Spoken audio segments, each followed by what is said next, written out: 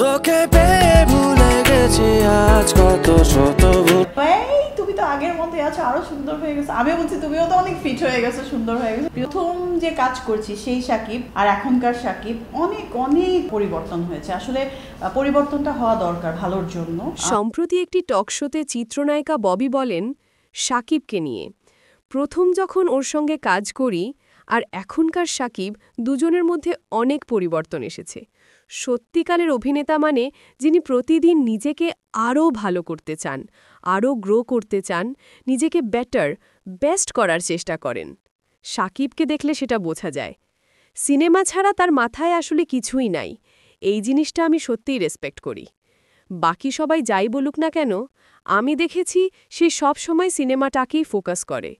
ওকে দেখলে মনে হয় সিনেমাই তার জীবনের মূল কেন্দ্র। প্রথম কাজের সময় যেরকম ছিল, এখনকার সাকিব তার থেকে অনেক বেশি ম্যাচিউর, অনেক বেশি ডেডিকেটেড। একবার শুটিং সেটে দেখা হলো। আমি তখন অন্য কাজ করছিলাম, ও সোলজারের শ্যুট করছিল। ওর মেকআপ আর্টিস্ট বলল, ভাইয়া শ্যুট করছে। আমি বললাম, একটু দেখা করি। অনেক দিন পর দেখা, কথা হলো, হাসাহাসি, খাবার নিয়ে গল্প। ও তো খুব ফুডি, আমিও তাই।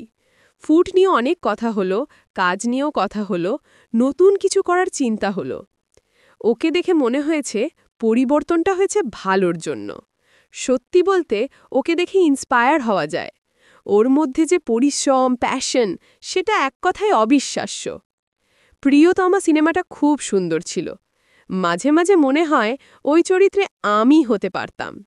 কিন্তু যখন দর্শকরা নিজেরা বলে যে তুমি ওখানে দারুণ করতে, তখন সেটা আরও ভালো লাগে। সাকিব একজন খুব ফানি মানুষও বটে। কাজের সময়ও খুব সিরিয়াস, কিন্তু অফ স্ক্রিনে দারুণ বন্ধু ভাবাপন্ন। প্রথম কাজের সময়ও সে কখনো বুঝতে দেয়নি যে আমি নতুন। সবসময় সহযোগিতা করেছে, মজা করেছে, কাজটা সহজ করে দিয়েছে। আজকের সাকিব খান একজন পূর্ণ অভিনেতা, যাকে দেখে শুধু সহকর্মী না, পুরো ইন্ডাস্ট্রি অনুপ্রাণিত হয়।